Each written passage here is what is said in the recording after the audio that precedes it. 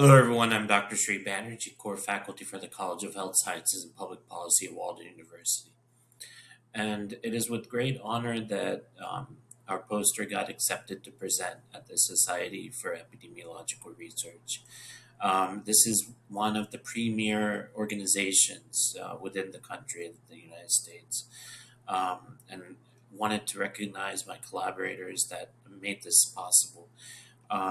My first collaborator was Dr. May Badoon from the National Institute of Health, research scientist, and then a professor from uh, New Mexico State University, Dr. Jagdish Kupchandani.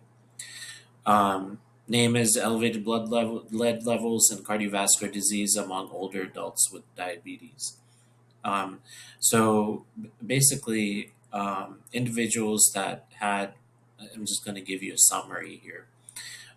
So individuals that had, and I'm down here, that have elevated blood levels, they are more likely to cause cardiovascular disease.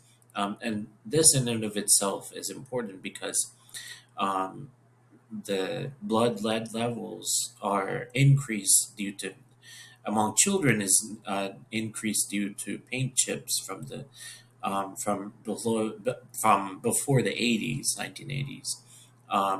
But there's also occupational hazards as an adult. So, how the cumulative effect of what blood lead levels causes in chronic conditions is especially important to understand. So there's a direct relationship right there. But what we were also looking for is when you have diabetes, if that does it accentuate the connection between blood lead levels and cardiovascular disease, or does it decrease, or does it stay the same? So we saw that when you have diabetes, that strengthens the connection between elevated blood levels and cardiovascular disease.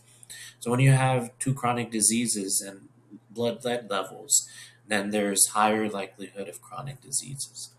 Of course, this was a cross-sectional study that was conducted from the National Health and Nutrition Examination Survey. And this was, so what we decided to run is complex samples logistic regression. That was what was fitted for the model. And numerically, what I'm going to show you, let's go back and talk about how lead exposure can cause inflammation, oxidative stress, and that can increase the risk of cardiovascular disease. That's what my visual is showing. And some of the cardiovascular risks is hypertension, diabetes, but we don't want to put diabetes at the bottom because diabetes is already affecting lead exposure. So it's probably more conducive to understand cardiovascular disease risk in terms of hypertension, obesity, things like that. Again, the numerical portion is especially important, and then I'm going to go into this visual. But this is more important so that we can summarize. So, insulin resistance, impaired glucose metabolism, that causes oxidative stress from elevated blood lead levels, and then cardiovascular disease, stroke, angina, myocardial infarction. Um, so, the point is that when you have both lead elevated lead levels um, or diabetes individually, then that doesn't really is not statistically significant in terms of causing cardiovascular disease. But when you have both elevated lead levels and diabetes, then that is 32% higher likelihood of getting cardiovascular disease than individuals that only had each risk factor individually. So, what was considered elevated blood levels? Well, this was kind of a percentile. So, the threshold EPA says that 3.5 micrograms per deciliter is elevated. But what we saw is that even at lower levels, at greater than 1.30 micrograms per deciliter, there was effects in terms of causing cardiovascular disease. So let's go into the last column and see what is going on here. And what I can do here is kind of zoom in here and take a look. And I'm going to go over, there's a lot going on here. But like I said, there's sources of lead. Even batteries can cause lead exposure. But what is, in terms of environment occupational, when you either inhale, ingest, or dermal exposure? That causes increased reactive oxidative ROS, um, and then antioxidant defense. So, um, lead exposure causes oxidative stress, inflammation, IL-6, tumor necrosis factor alpha, and then endothelial dysfunction, which is caused by decreased nitric oxide, decreased vasodilation. Um, and so neurohormonal activation, kidney damage. And then, um, so what is going on in between? So, insulin signal impairment, beta cell uh, dysfunction, so on and so forth, and then that causes cardiovascular disease, and that causes increased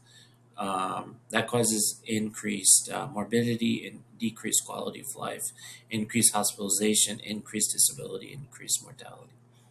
So you can go into this and take a look and stop this video and take a look at this and understand all the pathways that are going on here.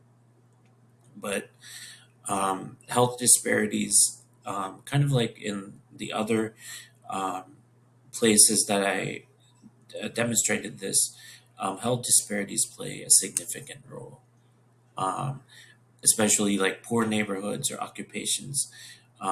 They're more likely to be exposed to lead. Um, so again, just to sum everything up, people who had both diabetes and they had increased blood lead levels are 30% more likely of developing cardiovascular disease than each factor individually. And as expected, we also found that cardiovascular disease has an environmental health factor component. Um, so that's pretty much it. Um, I think all of these things need to health disparities and upstream factors, as can be seen with social determinants of health, can allow for um, a better understanding of how blood lead levels are associated with cardiovascular disease. Um, I hope this has all made some sense. Thank you for listening.